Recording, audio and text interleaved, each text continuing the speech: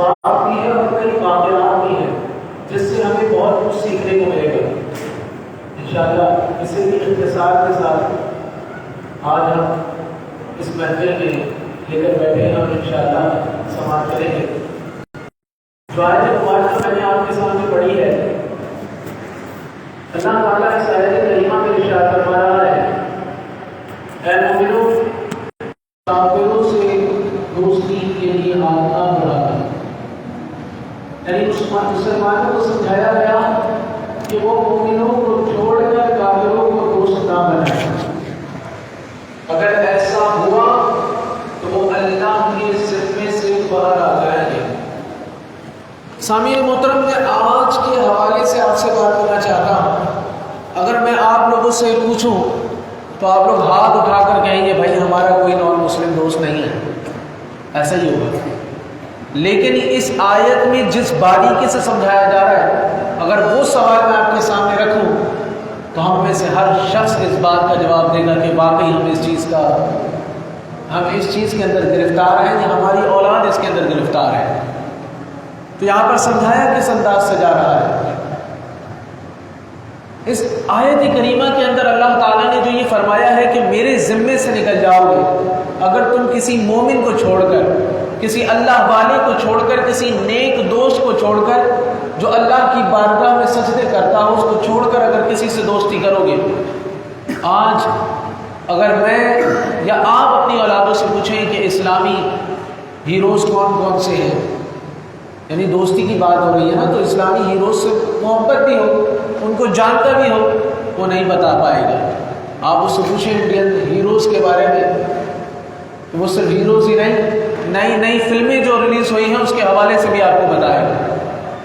تو اللہ تعالیٰ نے یہاں پر یہی فرمایا ہے کہ مسلمانوں کو چھوڑ کر کافروں کو دوست نہ بنانا۔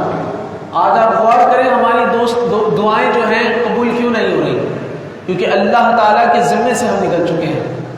ہم صبح سے لے کر رات تک ہماری راتیں کیسے ہو رہی ہیں، موبائل کیسے ہو رہی ہے، موبائل کے اندر کیا دیکھا جا رہا ہے وہ ہم خود جانتے ہیں۔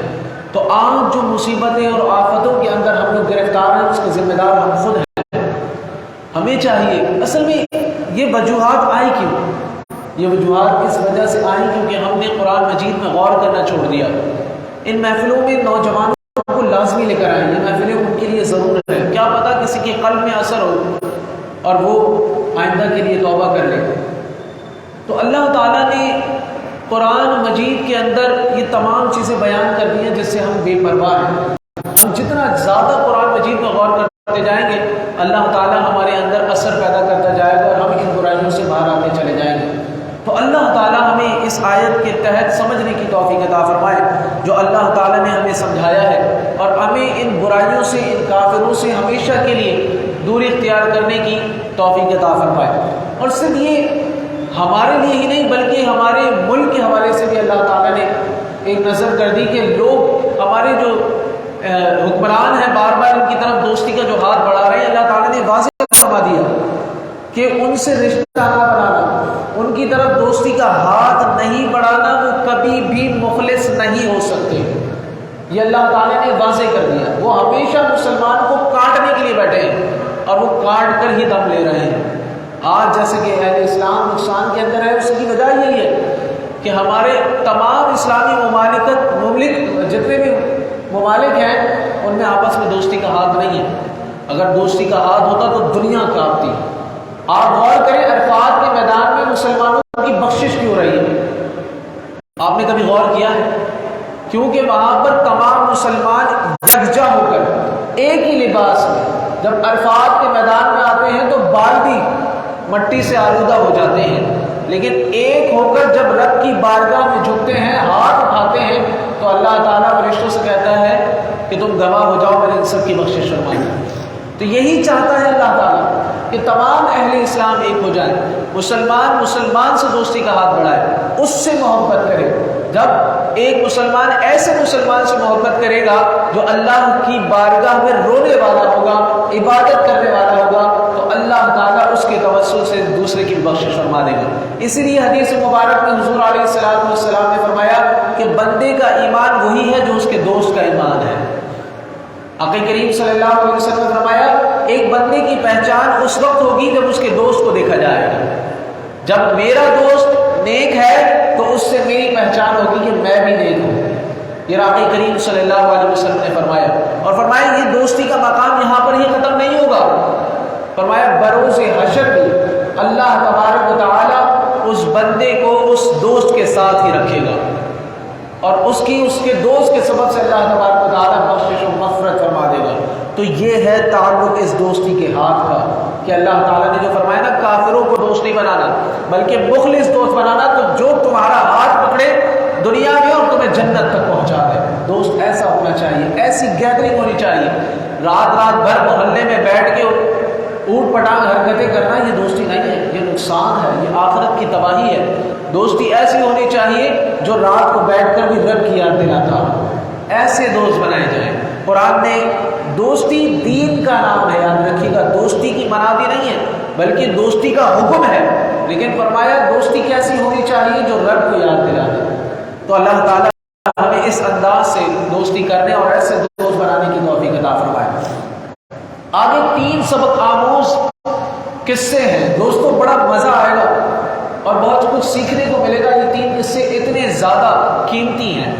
پہلا قصہ ہے حضرت مریم کے والد کا, حضرت عمران علیہ السلام کا. حضرت عمران اور آپ کی اہلیہ حضرت حنا, ان کی اولاد نہیں تھی. ابھی حضرت مریم نہیں ہوئی تھی. حضرت عیسیٰ علیہ السلام کی والدہ کی بات کر رہا ہوں میں, حضرت مریم رضی اللہ تعالیٰ عنہ. ابھی آپ کی پیدائش نہیں ہوئی تھی کہ حضرت عمران اور حضرت حنا کی عمر بہت طویل ہو گئی تھی. ایک ایسی عمر کو پہنچ گئے تھے جس عمر میں اولاد نہیں ہوتی. لیکن ایک مرتبہ حضرت حنا نے پرندے کو دیکھا کہ وہ اپنی چونچ سے اپنی اولاد کو کھلا رہا ہے, اپنے بچے کو کھلا رہا ہے. آپ نے درخت پہ یہ منظر دیکھا تو فوراً اللہ کے حضور اپنے دامن کو بچھا دیا اور عرض کیا باری تعالیٰ اگر تو نے مجھے اولاد دی تو میں اس اولاد کو بیت المقدس کی خدمت میں پیش کر دوں گی. آپ نے یہ نظر ماری, غور کیجیے گا. اللہ تبارک و تعالیٰ نے آپ کی اس دعا کو قبول کر لیا. لیکن بیت المقدس کی خدمت کی جاتی تھی مردوں سے, لیکن اللہ تعالیٰ نے آپ کو اولاد کون سی دی؟ حضرت مریم, بیٹی دی. اب ایک اور امتحان یہ ہوا کہ اللہ تعالیٰ نے نظر تو قبول کر لی تھی لیکن امتحان بھی دیکھیے کہ عزیزوں کے امتحان ہوتے کیسے ہیں. ایک تو عمر, کس عمر کو پہنچ گئی, اس عمر میں اولاد ہوئی اور بیٹی ہوئی اور اللہ تعالیٰ نے اس بیٹی کو قبول بھی کر لیا. لیکن جیسے ہی آپ پیدا ہوئی نومولود تھی, حضرت عمران کا بھی انتقال ہو گیا. اب حضرت حنا نے اللہ تعالیٰ کی بارگاہ میں عرض کیا باری تعالیٰ یہ تو بیٹی ہے, بیت المقدس کی خدمت تو بیٹے کرتے ہیں, مرد حضرات کرتے ہیں, لیکن اللہ تعالیٰ نے انہیں قبول کر لیا تھا لہٰذا وہ بیت المقدس کی خدمت میں لے گئے. جب لے کر پہنچی تو وہاں پر برگزیدہ اللہ تعالیٰ کے بندے تھے جس میں حضرت زکریا علیہ السلام بھی تھے. آپ حضرت زکریا علیہ السلام کی کفالت میں آئے. حضرت زکریا علیہ, یہاں پر یہ پہلا واقعہ مکمل ہوا. اس سے میں آپ کو بتاؤں گا سیکھنے کو کیا ملا. دوسرا واقعہ, حضرت زکریا علیہ السلام نے آپ کو ایک حجرہ دے دیا. حضرت مریم عام بچوں کی طرح نہیں بڑھ رہی تھی بلکہ ان کی جو بڑھ رہی تھی, جو عمر بڑھ رہی تھی وہ بڑی تیزی سے بڑھ رہی تھی. حضرت مریم کی حجرے میں ایک مرتبہ حضرت زکریا علیہ السلام داخل ہوئے تو دیکھا بن موسم کے پھل ہیں. تو حضرت زکریا علیہ السلام نے فرمایا بیٹی یہ تمہارے پاس پھل کیسے آئے؟ کہا اللہ تبارک و تعالیٰ نے مجھے یہ پھل دیے ہیں جو بے حساب رزق دیتا ہے. حضرت زکریا علیہ السلام کی عمر بہت زیادہ ہو چکی تھی, بڑھاپے تک پہنچ چکی تھی اور آپ کی زوجہ بانجھ تھی کہ جس میں کوئی امید نہیں ہو سکتی کہ اولاد ہوگی. لیکن حضرت زکریا علیہ السلام نے جب بن موسم کے پھل دیکھے تو حضرت مریم رضی اللہ تعالیٰ عنہا کے حجرے کے باہر ہاتھ اٹھا دیے کہ یا باری تعالیٰ تو بن موسم کے پھل دے سکتا ہے، تو یہاں بن موسم کی اولاد بھی عطا فرما۔ اللہ اکبر۔ قرآن نے ان کے الفاظ کوٹ کیے ہیں، ہنالک دعا زکریا ربا، کہ وہیں اسی جگہ پر حضرت زکریا علیہ السلام نے اللہ تعالیٰ کی بارگاہ میں ہاتھ اٹھایا اور اللہ تعالیٰ نے آپ کی دعا کو قبول فرمایا، اور اللہ تعالیٰ نے آپ کو بیٹے کی بشارت عطا فرمائی، اور اس کے 4 صفات بھی بیان ہوئے۔ فرمایا کلیمۃ اللہ، یعنی حضرت عیسیٰ علیہ السلام کی تصدیق کرنے والا ہوگا اور حضرت عیسیٰ علیہ السلام پر ایمان لائے گا۔ وہ علم و تقوی اور زہد و عبادت میں زیادہ بے تحاشا کمال رکھتا ہوگا۔ روایت میں آتا ہے حضرت یحییٰ علیہ السلام غاروں کے اندر اتر جاتے تھے اور بے تحاشا اللہ کے خوف سے رویا کرتے تھے کہ آپ کے چہرے مبارک پر نشانات پڑ جاتے تھے، اتنے زیادہ باتقویٰ تھے، اور اللہ تعالیٰ نے آپ بشارت دے دی تھی۔ وہ انتہائی عفیف ہوگا، یعنی قدرت اور قوت کے باوجود بھی عورتوں کے قریب نہیں جائے گا۔ وہ انبیاء اور صلحاء کی جماعت سے ہوگا، یعنی کہ وہ نبی ہوگا۔ حضرت یحییٰ علیہ السلام کی بشارت اللہ تبارک و تعالیٰ نے آپ کو عطا فرمائی۔ یہ تھا دوسرا واقعہ۔ اب یہاں سے تیسرا واقعہ شروع ہوتا ہے جو اس سے بھی زیادہ عجیب ہے۔ وہ کس کا ہے؟ حضرت عیسیٰ علیہ السلام کی پیدائش کا، کہ جو بن والد کے پیدا ہوئے۔ جب فرشتوں نے حضرت مریم کو بیٹے کی ولادت کی خبر دی تو انہوں نے بڑے تعجب سے کہا، قال رب انا یکون لی ولد ولم یمسسنی بشر، میرے یہاں کیسے پیدائش ہو سکتی ہے، مجھے تو کسی انسان نے ہاتھ تک نہیں لگایا ہے۔ پھر اللہ تعالیٰ کی طرف سے جواب آیا، اسی طرح ہو جائے گا، کیونکہ اللہ تعالیٰ جو چاہتا ہے پیدا کر دیتا ہے۔ جب وہ کسی کام کی کرنے کا فیصلہ کر لیتا ہے تو صرف کہتا ہے ہو جا، یعنی کن، اور وہ فیکن ہو جاتا ہے۔ یعنی اللہ تبارک و تعالیٰ تو صرف یہ فرماتا ہے ہو جاؤ اور وہ کام ہو جایا کرتا ہے۔ تو حضرت عیسیٰ علیہ السلام کو اللہ تبارک و تعالیٰ نے مختلف معجزات عطا فرما کر پیدا کیا، لیکن ان معجزات کو دیکھ لینے کے باوجود یہود ایمان نہ لائے، یعنی یہودیوں کو ایمان کی سعادت حاصل نہیں ہوئی۔ معاذ اللہ وہ حضرت عیسیٰ علیہ السلام کے پیچھے پڑ گئے۔ سب سے پہلے تو ان تینوں واقعات سے اسباق کیا ملے؟ دوستو، پہلا واقعہ جو تھا حضرت عمران کے حضرت مریم رضی اللہ تعالیٰ عنہا کی پیدائش کا، اس میں سبق کیا ہے؟ اس میں سبق یہ ہے کہ بندے کو اللہ تعالیٰ سے کبھی اپنی امید چھوڑنی نہیں چاہیے۔ دیکھیں نا، حضرت عمران اور آپ کی زوجہ اللہ تعالیٰ کی کتنی قربت میں رہتے تھے، کتنا زیادہ قرب حاصل تھا، لیکن اس کے باوجود بھی اللہ تعالیٰ سے امیدیں نہیں چھوڑی۔ آج کیا ہوتا ہے، ہم امید تو کرتے ہیں لیکن امید کے بعد ہمارے الفاظ بڑے خطرناک ہو جاتے ہیں کہ مولا دیتا ہی نہیں ہے، اتنے عرصے سے مانگ رہا ہوں آج تک نہیں ملا۔ ہم فوراً کفریہ الفاظ لے آتے ہیں جس کی وجہ سے وہ چیز تو دور کی بات، ہمارا ایمان بھی ہمارے ہاتھوں سے نکل جاتا ہے۔ تو کبھی بھی اس طرح کے الفاظ استعمال نہ کیے جائیں، امید باندھتے رہے۔ اللہ تعالیٰ کو بعض اوقات بندے کی امید اتنی پسند آتی ہے کہ اللہ تعالیٰ فرماتا ہے دوبارہ مانگ، وہ دوبارہ مانگتا ہے، اللہ تعالیٰ فرماتا ہے کہ اور پسند آیا دوبارہ مانگ، وہ پھر مانگتا ہے، ساری زندگی مانگتا رہتا ہے، لیکن اللہ تعالیٰ نے جب دینا ہوتا ہے اسی وقت دیتا ہے۔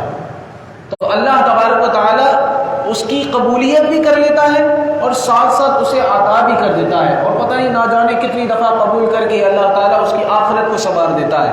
کس نے اتنا صبر کیا ہے تو میں اسے آج دے بھی دیتا ہوں اور آخرت میں بھی اس کے لیے اجر عظیم ہے۔ تو یاد رکھیں، امید کبھی بھی نہ ہاریں۔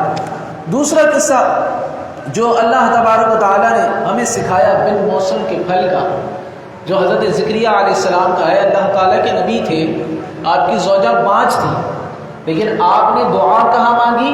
حضرت مریم رضی اللہ تعالیٰ عنہ کے حجرے میں، یعنی جو اللہ تعالیٰ کی محبوبہ تھی، پاک دامن خاتون تھی، اللہ تعالیٰ کی عبادت میں ہمتن مصروف رہتی تھی، تو پتہ یہ چلا کہ جہاں اللہ تعالیٰ کے نیک بندے ہوتے ہیں ان کے قرب میں دعا مانگی جائے تو اللہ تعالیٰ وہ بھی عطا کر دیتا ہے جو نصیب میں نہیں ہوتا، یعنی جو ملنے والا نہیں ہوتا، جس کی کوئی امید نہیں ہوتی، تو اللہ تعالیٰ وہ بھی عطا کر دیتا ہے۔ لیکن بات یہ ہے کوئی مانگنے والا تو ہو۔ آج ہمیں مانگنے کے طریقے نہیں آتے، تو یہاں پر یہی سکھایا جا رہا ہے کہ اللہ تعالیٰ کے محبوب بندوں کے درباروں میں آ کے مانگو، جو نہیں بھی ہے اللہ تعالیٰ وہ بھی عطا کر دے گا۔ اور تیسری بات، یہ بڑی اللہ تعالیٰ کے قرب کو عطا کرنے والی بات ہے دوستوں، کہ کون سی بات؟ کہ اللہ تعالیٰ نے حضرت عیسیٰ علیہ السلام کو بالوالد کے پیدا کیا، اور جب حضرت مریم نے عرض کیا باری تعالیٰ مجھے تو کسی نے چھوا بھی نہیں، تو اللہ تعالیٰ نے کیا فرمایا؟ اللہ تعالیٰ جب چاہتا ہے تو کہتا ہے کن اور ہو جاتا ہے فیکون۔ یعنی بندے کا ایمان اللہ تعالیٰ کی طرف کتنا کامل ہونا چاہیے کہ میں اپنے رب سے مانگوں گا، میرا رب مجھے عطا کرے گا۔ میں جو اللہ تعالیٰ سے عرض کرتا ہوں اللہ تعالیٰ سنتا ہے۔ دوستو بات یہ ہے اللہ تعالیٰ ہماری شہرت سے زیادہ قریب ہے، اب دوری ہے تو ہماری طرف سے۔ جس دن ہم اپنے نفس کو ہٹا کے رب سے بات کریں گے اس دن یقین جانیے سب کچھ مل جائے گا۔ دنیا کی اشیاء نہیں تو اللہ تبارک و تعالیٰ پردے ہٹا کر ہمیں کیا کیا دکھائے گا، وہ صرف ہماری دوری کی وجہ سے ہے۔ جس وقت ہم نے رب سے باتیں کرنی شروع کی نا، اس وقت ہم جب نماز بھی پڑھیں گے نا تو ہم جو پڑھ رہے ہوں گے اس کا جواب بھی ہمیں آئے گا۔ تو دوری ہماری طرف سے ہے، ہم اپنے نفس کو خاموش کر کے اللہ تعالیٰ کی بارگاہ میں اس سے بات کو کریں۔ جس وقت ہم بات کریں گے تو ہمیں جواب بھی آئے گا۔ دوری کہاں سے ہے؟ دوری ہماری طرف سے ہے۔ جب بندے کی طرف سے دوری ختم ہو جائے گی تو اللہ تبارک و تعالیٰ کا قرب بندے کو حاصل ہو جائے گا۔ تو یہ تین واقعات انسان کے ایمان کو مضبوط کرتے ہیں اور اللہ تبارک و تعالیٰ کی قربت کی طرف لے جاتے ہیں۔ اسی لیے چوتھے پارے کے آغاز میں اللہ تعالیٰ نے وہ آیت کریمہ نازل فرمائی جس میں بہترین سبق فرمایا لن تنالوا البر حتى تنفقوا مما تحبون۔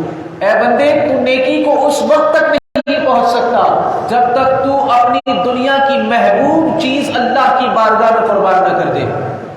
دوستو غور کیجیے گا، آج کسی کو پیسے سے محبت ہوگی، کسی کو کسی چیز سے محبت ہوگی، کسی کو کسی چیز سے محبت ہوگی، لیکن قربان جائیے جب یہ آیت کریمہ نازل ہوئی نا اور آقا کریم صلی اللہ علیہ وسلم نے فرمایا کہ بندہ اللہ کی قربت کو اس وقت تک نہیں پہنچ سکتا جب تک اپنی عزیز چیز نہ نکال دے۔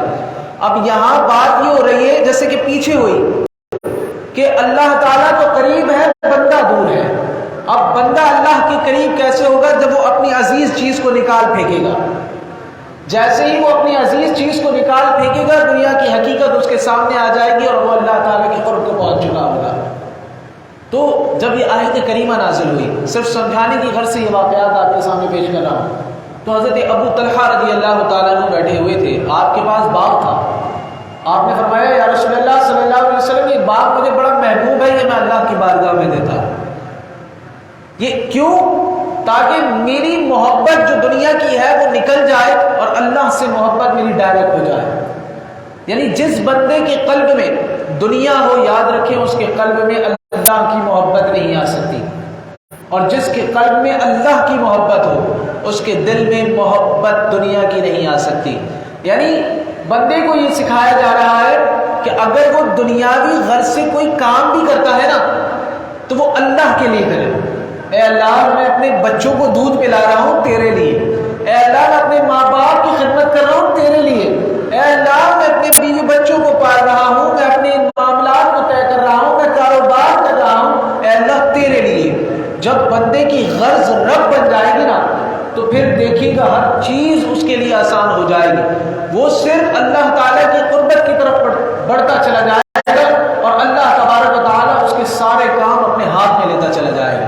بات یہ ہے ہم ہر چیز کو اپنے لیے اور اپنی دنیا کو چمکانے کے لیے کر رہے ہیں۔ جس وقت ہم رب کی قربت کو حاصل کرنے کے لیے ہر چیز کریں گے یہ تمام چیزیں ہمارے لیے آسان ہو جائیں گی، یہاں تک کہ قربت الہی بھی اللہ تبارک و تعالیٰ ہمیں اپنی قربت بھی عطا فرما دے گا۔ بزرگوں کے بارے میں آتا ہے کسی بزرگ کو چینی بڑی پسند تھی،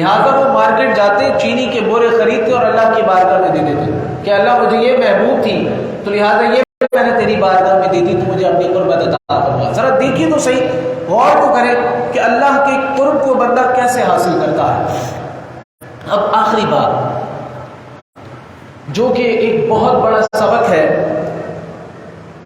جسے اللہ تبارک و تعالیٰ نے امت مسلمہ میں سب سے افضل ترین بات کہا ہے، امت مسلمہ کے لیے سب سے افضل ترین بات وہ کیا ہے کہ اللہ تعالیٰ نے اس امت کو کہ فرد کو افضل کیوں بنایا، یعنی اس امت کو افضلیت کیوں ملی ہے۔ اللہ تعالیٰ وہ بات یہاں پر بیان کر رہا ہے کہ امت مسلمہ یعنی آقا کریم صلی اللہ علیہ وسلم کو افضلیت کیوں عطا ہوئی، اس کی وجہ کیا ہے، یعنی میری اور آپ کی افضلیت پچھلی امتوں میں کیوں ہے۔ اللہ تعالیٰ نے فرمایا 3 وجوہات کی بنا پر۔ وہ کون کون سی وجوہات ہیں، ذرا غور کیجیے گا۔ پہلی کہ دوسری امتوں کے برعکس یہ ان تمام چیزوں پر ایمان رکھتی ہے جس پر ایمان رکھنے کا اللہ تعالیٰ نے حکم دیا ہے، یعنی یوم آخرت پر، ہر چیز پر یہ امت مسلمہ ایمان رکھتی ہے کہ ہم نے بروز حشر اللہ تعالیٰ کو جواب دینا ہے، پہلی بات۔ دوسری بات امر بالمعروف نہی عن المنکر، دوسری بات کیا ہے کہ نیکی کا حکم دینا اور برائی سے روکنا۔ ان 3 وجوہات کی بنا پر اس امت کو افضل قرار دیا گیا ہے، یعنی نیکی کی بات کا حکم، یعنی نیکی کی تبلیغ، دین کی تبلیغ، اچھائی کی تبلیغ، لوگوں کو نیکی کی طرف لانا، لوگوں کو اللہ کی یاد دلانا، یہ ہم پر لازم ہے دوستو۔ اگر ہم نے اس کام کو چھوڑ دیا تو ذرا وعید سماعت کریں کہ جب تک امت میں یہ 3 خصوصیات موجود رہیں گی وہ فضیلت اور اللہ تعالیٰ کی خصوصی عنایت کا حقدار رہے گی، اور اگر خدا نخواستہ امت کا کوئی گروہ یا فرد ان 3 اوصاف سے محروم ہو گیا تو وہ فضیلت کا حقدار نہیں ہے۔ اس امت میں فضیلت والا کون ہے؟ جو ایمان رکھتا ہے تمام باتوں پر اور نیکی کا حکم دیتا رہتا ہے۔ دوستو آج تو گھر سے ہی نیکی کا حکم نہیں دیتے، ہم اولاد کو ہی نیکی کا حکم نہیں دیتے۔ اگر آپ کی وجہ سے صرف ہماری اس درس کی محفل میں ایک بندہ بھی آ جاتا ہے، یا آپ کی وجہ سے ایک بندہ نماز پڑھ لیتا ہے، اگر آپ کی وجہ سے ایک بندہ روزہ رکھ لیتا ہے، اگر آپ کی وجہ سے ایک بندے کے قلب میں خوف خدا پیدا ہو جاتا ہے تو آپ نے اس بات پر عمل کر لیا کہ آپ لوگوں کو نیکی کی طرف لے آئے اور نہیں عن المنکر۔ اگر آپ کی وجہ سے کوئی برائیوں سے توبہ کر لیتا ہے، آپ کی وجہ سے کوئی گناہ سے باز آ جاتا ہے تو آپ نے اس امتی ہونے کا فرض یعنی افضل ہونے کا فرض ادا کر دیا، ورنہ تو فرمایا پھر وہ اس فضیلت سے باہر آ جاتا ہے۔ آقا کریم صلی اللہ علیہ وسلم نے فرمایا اس ذات کی قسم جس کے قبضے قدرت میں میری جان ہے، تم نیکی کا حکم دیتے رہو اور برائی سے روکتے رہو، ورنہ ممکن ہے کہ اللہ تعالیٰ تمہارے اوپر اپنا عذاب مسلط کر دے، پھر تم اس سے دعائیں مانگتے رہو گے مگر تمہاری دعائیں قبول نہیں ہوگی۔ آج دوستو یہ جو ہم نیکی کا حکم دے رہے ہیں، آپ کو قرآن کی طرف لا رہے ہیں، کتنا اہم ہے اس بات سے جانیں اور اس کو آباد کریں اور اپنے گھروں سے بچوں کو، جماعتوں کو، اپنے دوستوں کو لازمی دین کی طرف لائیں۔ کسی نہ کسی کو پکڑ کے تبلیغ کرتے رہا کریں، کسی نہ کسی کو پکڑ کے دین کی طرف لاتے رہا کریں، کوئی برائی دیکھے تو اسے منع ضرور کیا کریں، یہ حکم ہے۔ آقا نے فرمایا تمہاری دعائیں قبول نہیں ہوں گی، پھر تم اللہ تعالیٰ کے آگے روتے رہو گے لیکن اللہ تعالیٰ سنے گا نہیں، کیونکہ اس امت کو فضیلت ہی اس وجہ سے دی گئی ہے کہ وہ یہ اچھائی کا حکم دیتی ہے اور برائی سے روکتی ہے۔ اگر یہ امت، اس امت کا فرد اس کام سے رک گیا تو پھر وہ ہر چیز سے رک گیا، پھر اس کی کوئی نہیں سنی جائے گی۔ جس طرح وہ کسی کو اچھائی کی طرف نہیں لا سکتا، برائی سے نہیں روک سکتا، پھر اللہ تبارک و تعالیٰ بھی اس بندے کی نہیں سنے گا۔ تو اللہ تبارک و تعالیٰ ہمیں اچھائی کا حکم کرنے کی توفیق عطا فرمائے اور برائی سے لوگوں کو روکنے کی توفیق نصیب فرمائے۔ اللہ تعالیٰ سے دعا ہے جو کچھ ہم نے آج سماعت کیا، اللہ تعالیٰ اس پر ہمیں عمل کرنے اور اس کے توسل سے اللہ تعالیٰ ہماری بخشش و مغفرت فرمائے۔ الحمدللہ رب العالمین، والصلاة والسلام علی سید الانبیاء والمرسلین وعلی آلہ واصحابہ اجمعین۔ اللہم ربنا آتنا فی الدنیا حسنۃ وفی الآخرۃ حسنۃ وقنا عذاب النار۔ اللہم انت السلام ومنک السلام والیک یرجع السلام، حینا ربنا فی السلام وادخلنا دار السلام، تبارک ربنا وتعالیت یا ذا الجلال والاکرام۔ اللہم اغفر وارحم وانت خیر الراحمین، اللہم رب ارحمہما کما ربیانی صغیرا۔ اللہم انی اسألک العفو والعافیۃ والمعافاۃ الدائمۃ فی الدین والدنیا والآخرہ۔ اللہم انی اسألک العفو والعافیۃ والمعافاۃ الدائمۃ فی الدین والدنیا والآخرہ۔ اللہم اعنی علی ذکرک وشکرک وحسن عبادتک۔ اللہم انی علی دینک یا مقلب القلوب ثبت قلبی علی دینک۔ وصلی اللہ تعالی علی خیر خلقہ محمد وعلی آلہ واصحابہ اجمعین برحمتک۔